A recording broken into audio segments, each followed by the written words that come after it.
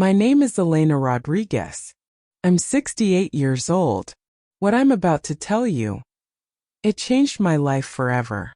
This is the story of how I discovered my own daughter was slowly poisoning me. How she planned to steal everything my husband and I had worked for our entire lives. And how I fought back. Oh, but let me start from the beginning.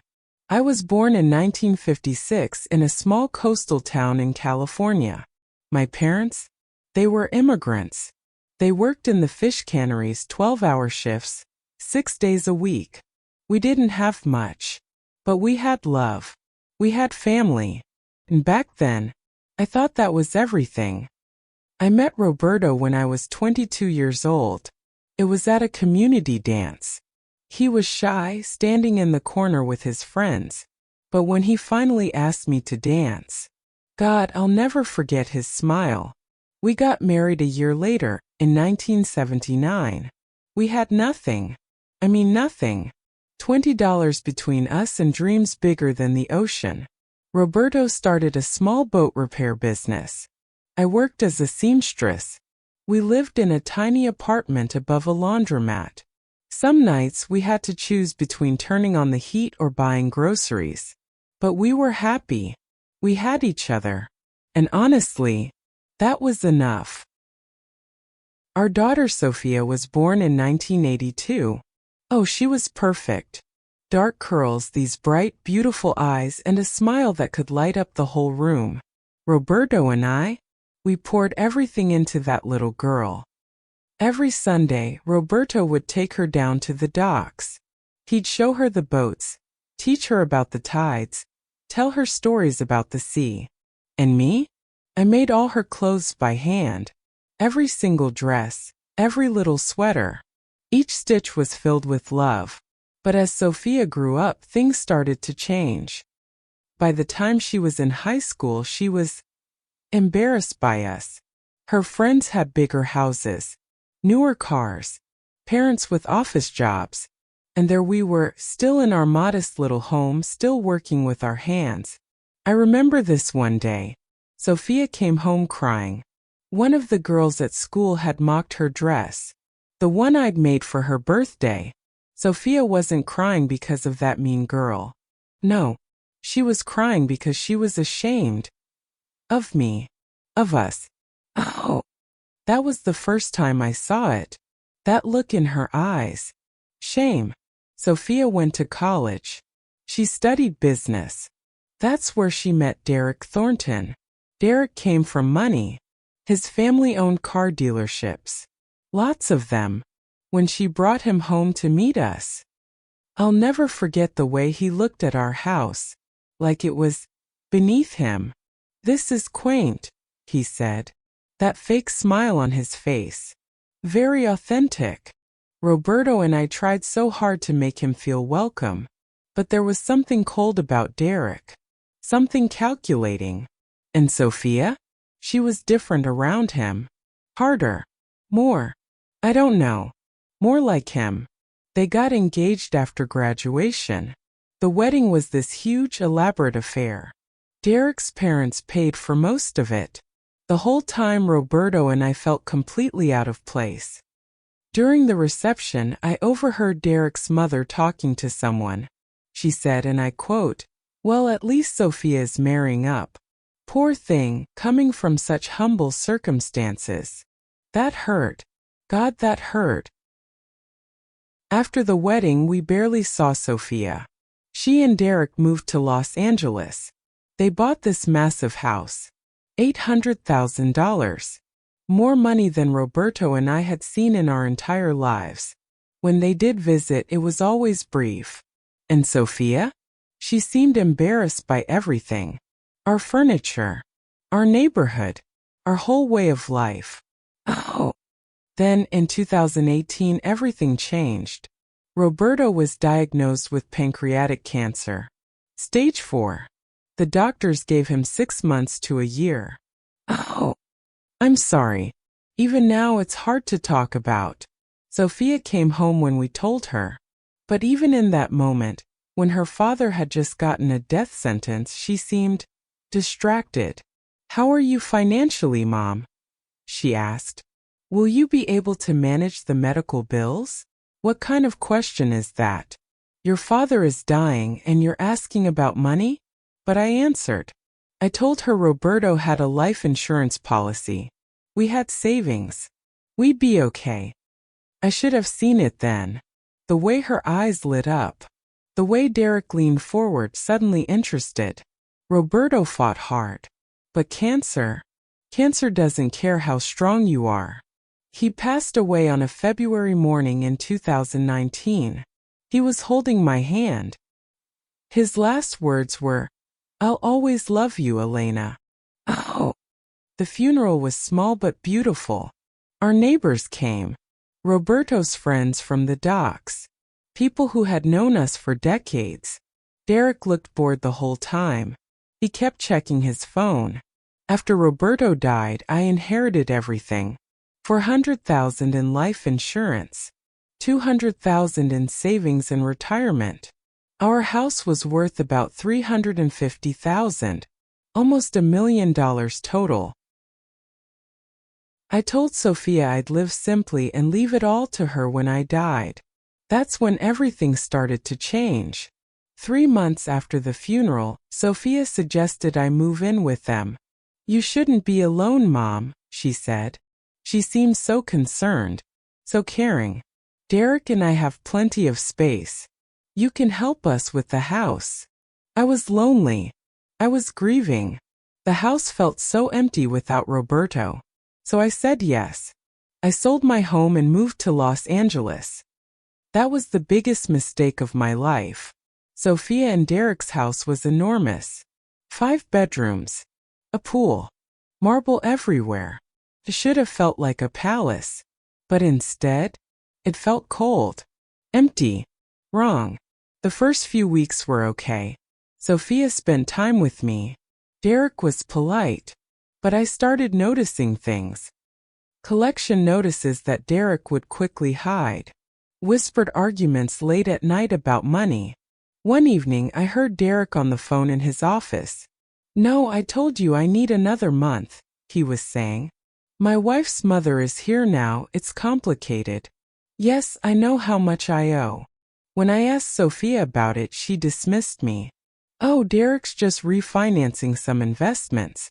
Nothing to worry about. But the arguments continued. And I learned the truth. Derek had made terrible business decisions. He'd borrowed heavily. Gambled on risky ventures. They were drowning in debt. The house was mortgaged to the limit. Derek owed over $300,000 to various creditors. Some of them, not the forgiving type. That's when I started feeling sick. It began with fatigue, terrible headaches. I thought it was just stress, grief. After all, I just lost my husband. But then came the nausea, the confusion. My hands started trembling. You should see a doctor, Mom, Sophia said. She seemed so concerned. She even made the appointment. Drove me there herself. The doctor ran tests. He seemed puzzled. Mrs. Rodriguez, have you been under unusual stress? Any changes in diet or environment? I mentioned moving to Sophia's house. He prescribed medication for what he thought was anxiety and early-stage dementia. It's not uncommon at your age, he said, especially after losing a spouse. But the medication didn't help. I felt worse. The headaches became migraines. I started having episodes where I couldn't remember things. Simple things. Where I was. What day it was. Sometimes I'd find myself in a room with no memory of how I got there. Sophia was always there with her concerned face, offering me tea, soup, vitamin supplements. You need to keep your strength up, Mom, she'd say, pressing pills into my hand. The doctor says these will help. I took everything she gave me. Why wouldn't I? She was my daughter. I trusted her. My condition kept getting worse. I lost weight rapidly. My hair started falling out in clumps. My hands shook so badly I couldn't hold a cup. Some days I couldn't even get out of bed. Derek seemed pleased. He started talking to me like I was a child. Elena needs her medicine now, he'd say to Sophia, like I wasn't even in the room. 6 months after moving in, something happened that changed everything. I woke up in the middle of the night. I needed to use the bathroom. As I walked past the stairs, I heard voices from the kitchen below. I stopped. Something told me to listen. How much longer? That was Derek's voice. Sharp. Impatient. The doctor said her blood work is concerning. It won't be much longer now. Sophia. My daughter. Her voice was so cold. It needs to be soon. The house is going into foreclosure in 3 months. Once she's gone, we'll have everything. The insurance money. The savings. Everything. We can pay off your debts and still have plenty left. Oh. I gripped the banister. The world was spinning. They weren't helping me recover. They were waiting for me to die. No. Worse than that. They were killing me. I stumbled back to my bedroom. My heart was racing. My mind couldn't process what I just heard. My own daughter. The baby I'd nursed. The child I'd sacrificed everything for. She was murdering me for money. Oh. The next morning, I pretended everything was normal. When Sophia brought my vitamins with breakfast, I did something different. I pretended to swallow them. But I didn't. I hid them in my pocket. I did the same thing that evening. And the next day. And the day after that. Within 3 days, I started feeling clearer. The fog in my mind began to lift. My hands stopped shaking as much. That's when I knew for certain. The pills weren't medicine. They were poison. My own daughter was poisoning me. Once I stopped taking the pills, my health improved dramatically. The headaches got better. The confusion cleared. This confirmed everything. But I needed proof. I needed to understand exactly what they were doing. So I started being careful. Strategic. I kept every pill they gave me. I hid them in an old jewelry box in my closet. I started writing everything down in a small notebook. Dates. Times. Symptoms. Conversations I overheard.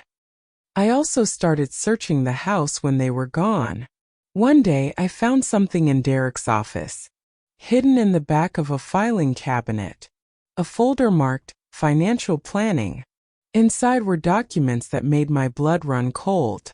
They had already drafted a will in my name. A fake will that left everything to Sophia with Derek as executor. They had paperwork ready to declare me mentally incompetent. They even had a prepaid funeral package. They had planned my death down to every last detail. But the worst thing, the most damning thing? There was a printed article about thallium poisoning. Thallium is a toxic heavy metal. The symptoms it causes? Hair loss, neurological problems, confusion, weakness. Every single symptom I'd been having. I photographed everything with my phone. My hands were shaking, but I was determined. This was evidence. This was proof of what they were doing to me. I knew I had to get help, but who could I trust? If I went to the police without solid evidence, Derek and Sophia would just say I was confused. Senile. After all, I'd been diagnosed with dementia. They'd made sure of that. Then I remembered someone. Marcus Chun. He'd been Roberto's friend for 40 years. Before he retired, Marcus was a police detective. Now he ran a private investigation firm. If anyone would believe me, it would be Marcus. The problem was making contact. Sophia and Derek monitored everything. My phone calls. My computer. I was essentially a prisoner, though I'd been too sick to realize it before. My chance came when Sophia and Derek announced a trip to Palm Springs for a business conference. They'd be gone for the weekend. They tried to arrange for a nurse to stay with me. I'm feeling so much better, I lied. It would be nice to have some quiet time to myself. Derek hesitated, but Sophia agreed. We'll call to check on you, she said. The moment their car left the driveway that Friday evening, I acted. Called a taxi, paid cash, and went straight to Marcus's office. When Marcus saw me, his face went pale. Elena? My God, you look terrible. What happened? Oh. I broke down. I told him everything. The illness. The conversations I'd overheard. The documents I'd found. The pills. Marcus listened. As I talked, I could see his detective instincts kicking in. Do you still have the pills? He asked urgently. I pulled out the jewelry box. Inside were at least 30 pills I'd secretly saved. Marcus immediately called someone. A forensics colleague. We need these tested tonight, he said. This is an emergency.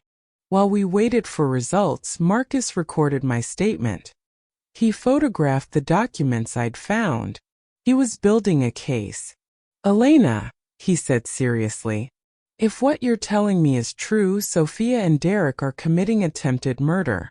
But we need to be extremely careful. At 11 that night, Marcus's colleague called. Marcus, those pills are a nightmare. Thallium sulfate mixed with other heavy metals. Psychiatric medications in dangerous combinations.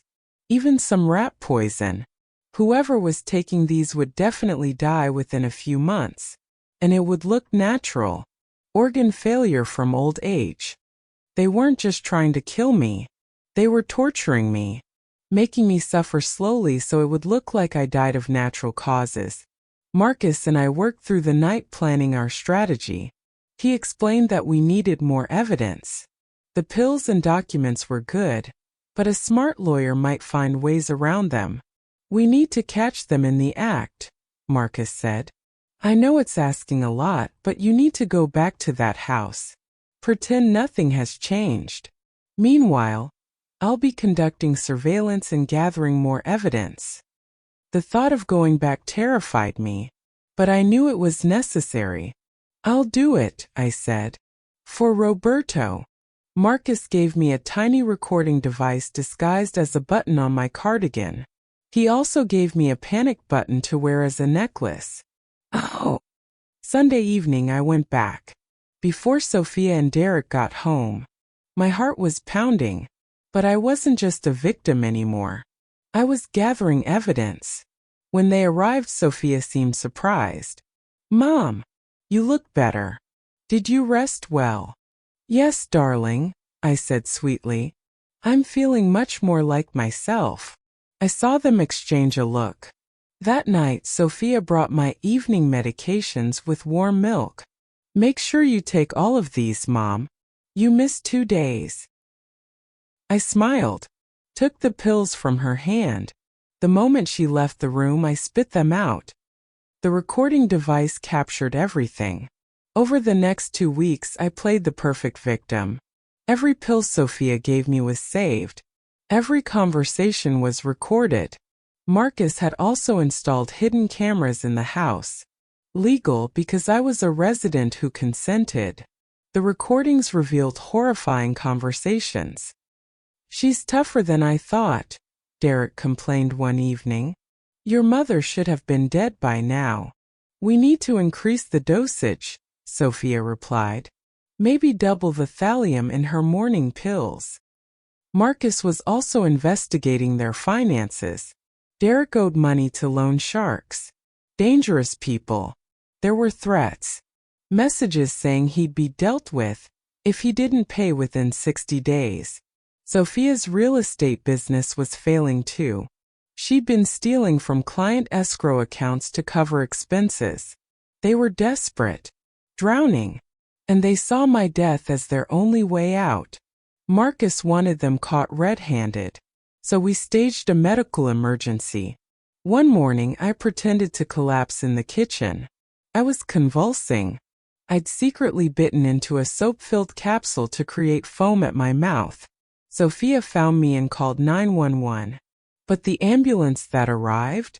It was actually Marcus and his team disguised as paramedics. They stabilized me and took me away to what Sophia thought was the hospital, but it was actually a safe house Marcus had arranged. Meanwhile, the hidden cameras kept recording. That evening, believing I was at death's door, Sophia and Derek opened a bottle of champagne. "To Mom," Sophia said, raising her glass. "May she rest in peace very, very soon." They discussed everything. How they'd been poisoning me when they started. How Derek had bought the thallium illegally. How they'd forged my will. How they'd have me cremated quickly to destroy evidence. It was a complete confession, and we had it all on tape. 2 days later, Sophia and Derek came to visit me in the hospital. They walked in expecting to see me dying. Instead, they saw Marcus, 2 FBI agents, and local police. "Sophia Rodriguez and Derek Thornton, you're under arrest for attempted murder, fraud, forgery, and conspiracy." Sophia's face went white. "What? No, this is a mistake. Mom, tell them." I stood up from the hospital bed. Healthy. Strong. "I know everything, Sophia. I know what you did. I know how you tried to kill me for my money." Derek tried to run. He was immediately tackled. Sophia collapsed, sobbing. But I felt nothing. Her tears were for herself, not for what she'd done to me. The trial was huge. Local media covered it every day. The evidence was overwhelming. The pills containing thallium and poisons. The forged documents. The recorded confessions. Testimony from the chemical supplier Derek used. Financial records showing their debts and desperation. Sophia's lawyer tried to argue that Derek had manipulated her, that she was a victim too. But the recordings showed she was an equal partner, sometimes even more ruthless than him. The jury deliberated for just 4 hours. Guilty. On all counts. Sophia received 25 years to life. Derek received 30 years to life. They'd both be in their 80s before they could even be considered for parole. Oh. When the judge read the sentence, Sophia looked at me. Real emotion for the first time in years. "Mom, I'm sorry. I'm so sorry. But it was too late for sorry. That was 5 years ago. I'm 73 now. I'm healthy. I'm happy. In ways I never imagined after going through such darkness. I sold everything in Los Angeles. I moved back to my hometown, the coastal town where Roberto and I had our first date 50 years ago. I bought a small cottage near the beach. Every morning I walk along the shore. I talk to Roberto. I feel his presence in the wind and the waves. The inheritance? The money Sophia tried to kill me for? I put it to good use.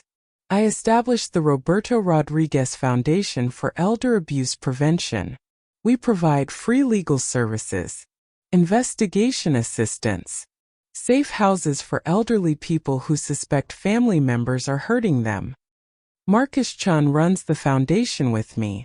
We've helped over 200 families in 5 years. We've uncovered 3 other attempted murder cases similar to mine. I speak at senior centers now. Community groups.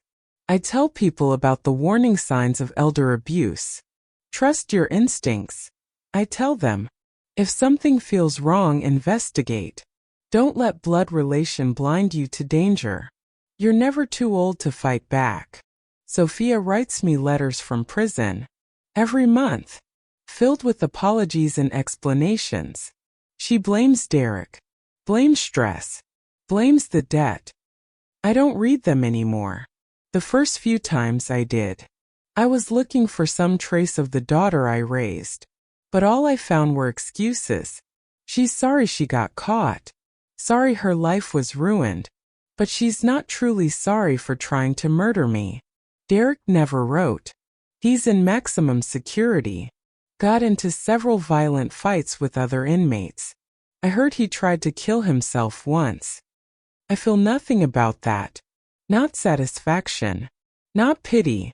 He's simply no longer part of my world. The most unexpected blessing? I found family. Real family. Through the foundation, I met others who survived similar betrayals.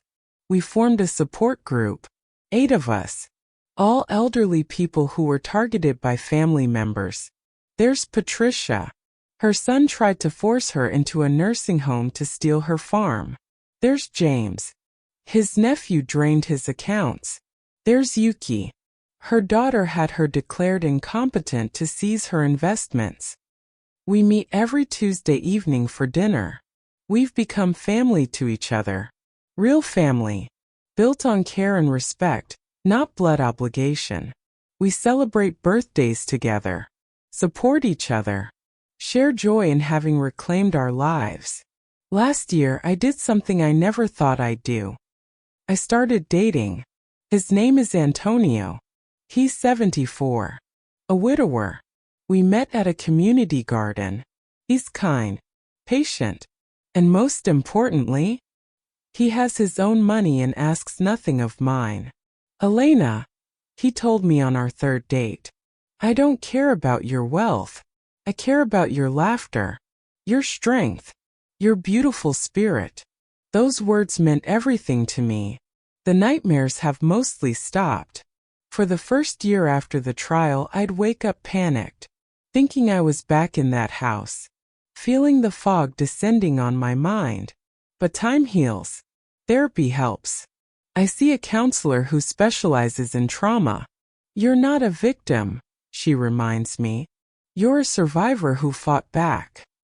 I've learned profound lessons about human nature. Money changes people. It reveals who they truly are underneath. Sophia wasn't corrupted by Derek.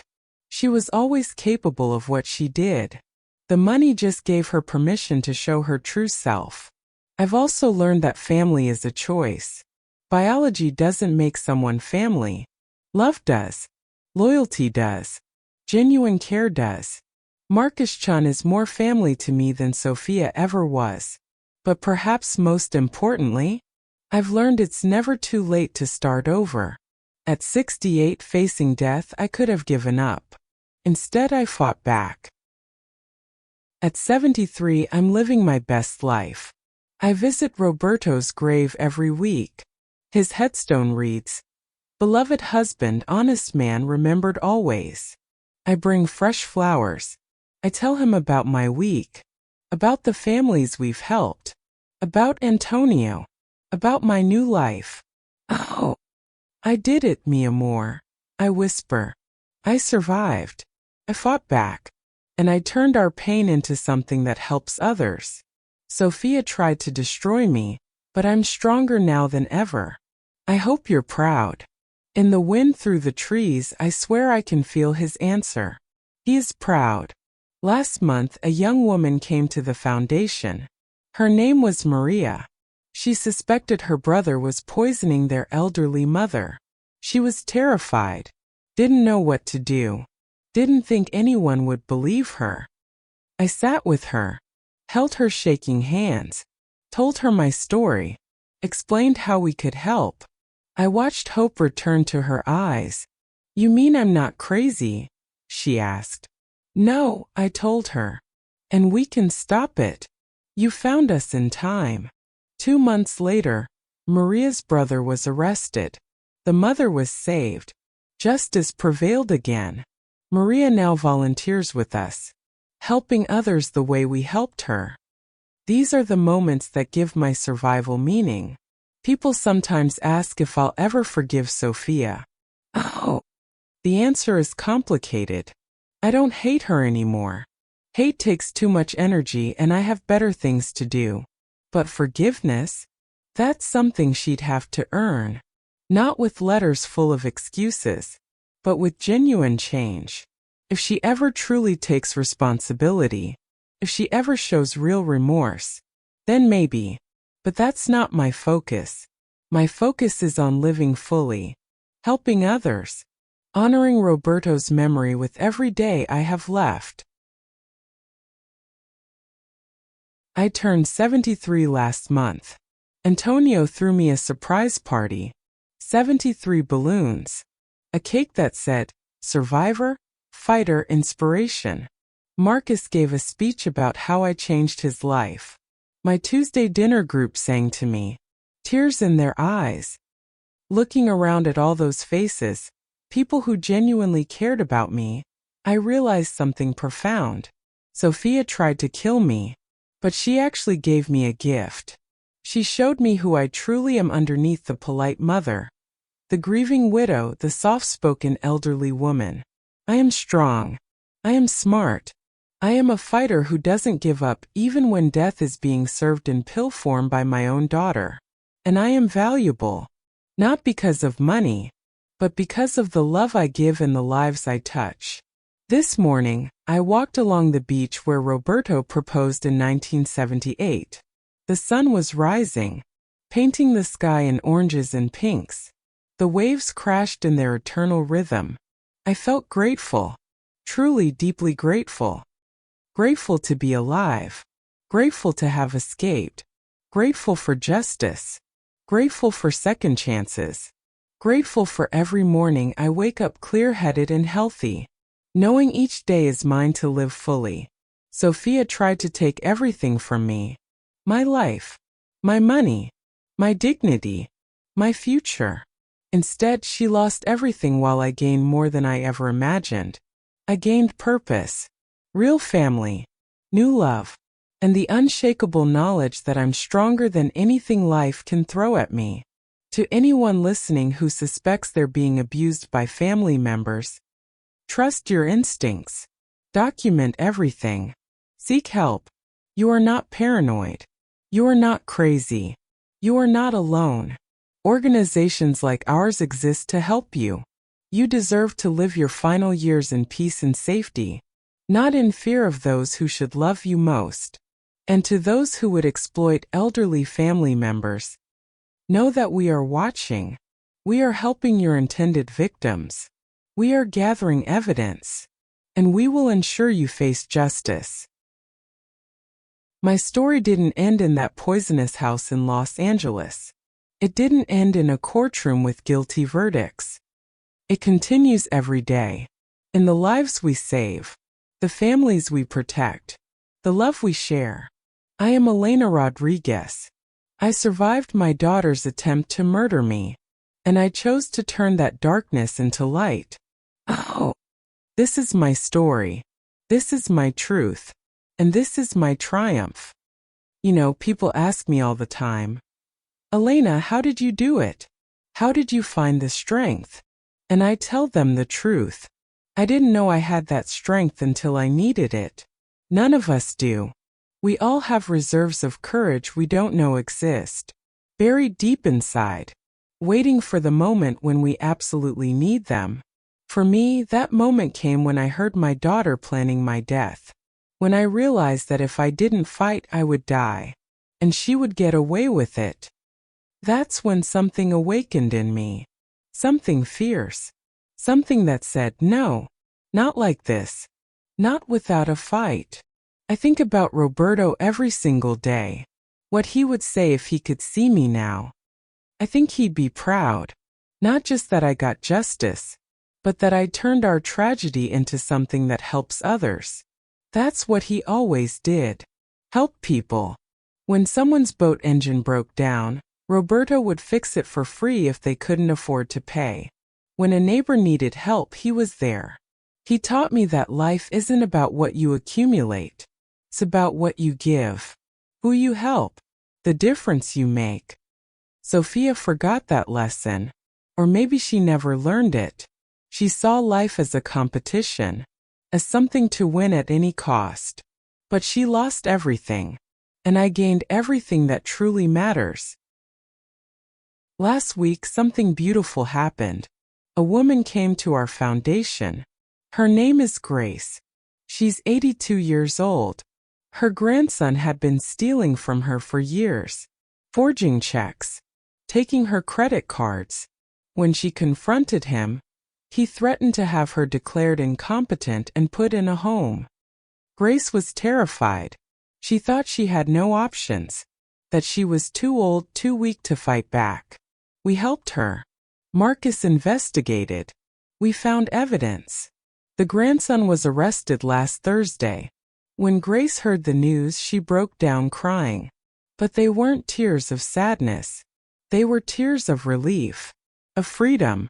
I thought my life was over, she told me. I thought I'd die in some facility while he spent all my money. You gave me my life back. Oh. Moments like that. That's why I'm still here. That's why I survived. Antonio asked me to marry him last month. I said yes. I never thought I'd marry again. Roberto was my soulmate. I thought that chapter of my life was closed forever. But Antonio taught me something important. The heart doesn't have a limit on love.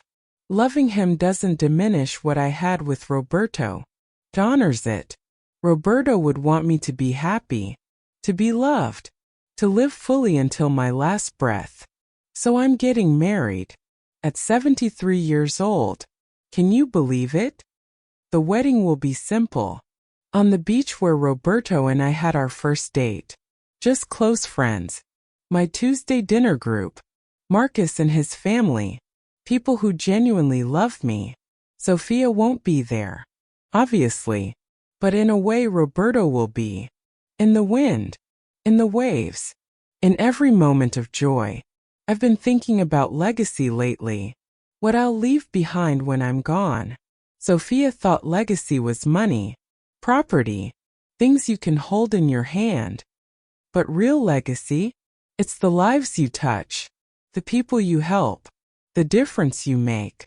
The foundation will continue after I'm gone. Marcus will run it. Maria, the young woman we helped, she'll be involved too. So will others we've saved. Every family we help, every elder we protect, every abuser we expose, that's my legacy. That's Roberto's legacy. That's worth more than any amount of money, more than any inheritance. I received a letter last week. Not from Sophia. From someone I didn't expect. It was from Derek's mother, Mrs. Thornton. The woman who looked down on us at the wedding. She wrote, Mrs. Rodriguez, I owe you an apology. I judged you and your husband unfairly. I raised my son to value money over character. And look what happened. He became a monster.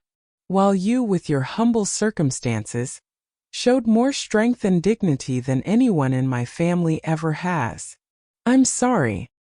I sat with that letter for a long time. Part of me wanted to tear it up, to throw it away. But then I realized something. She was right to apologize. And I was right to accept it. Forgiveness isn't about letting people off the hook. It's about freeing yourself from the weight of anger. I wrote her back. I told her I appreciated her words. And that I hoped she'd learned what I had.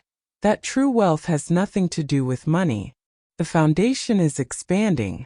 We're opening a second office in San Francisco next month, a third in Sacramento in the fall.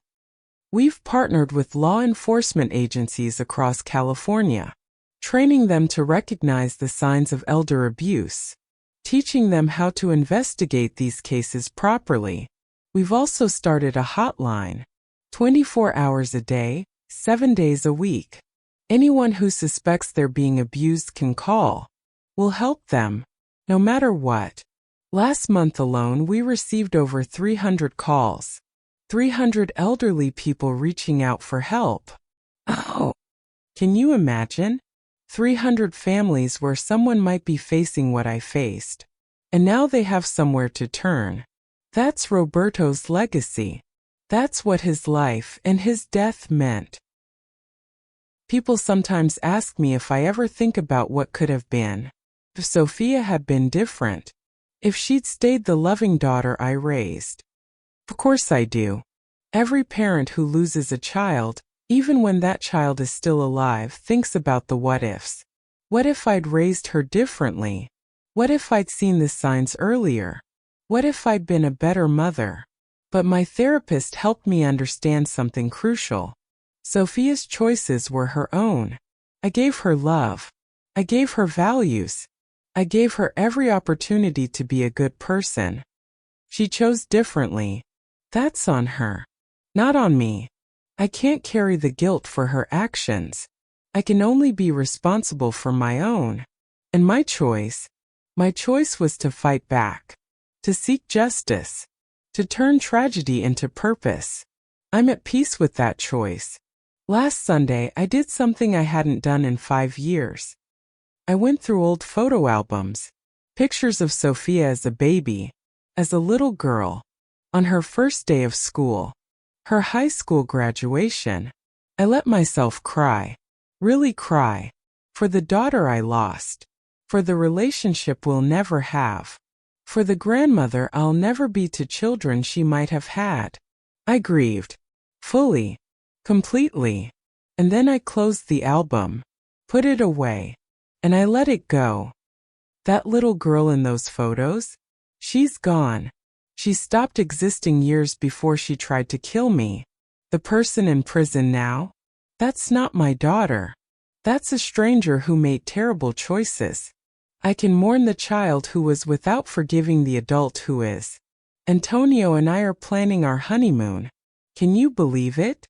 A honeymoon at 73. We're going to Italy. Roberto always wanted to go to Italy. He'd talk about it. Someday, Elena. Someday we'll see Rome, Venice, the Amalfi Coast. We never made it. The money wasn't there. The time wasn't there. And then he was gone. But I'm going now. And I'm taking Roberto with me in my heart. I'll see those places for both of us. I'll eat pasta in small trattorias and watch the sunset over the Mediterranean. I'll whisper to him in the wind and tell him everything I see. Oh, and I'll be grateful. So grateful that I survived to have this moment. This second chance at happiness. Sophia wanted to take this from me. She wanted me dead at 68. She wanted to rob me of these last beautiful years. But she failed. And I'm here.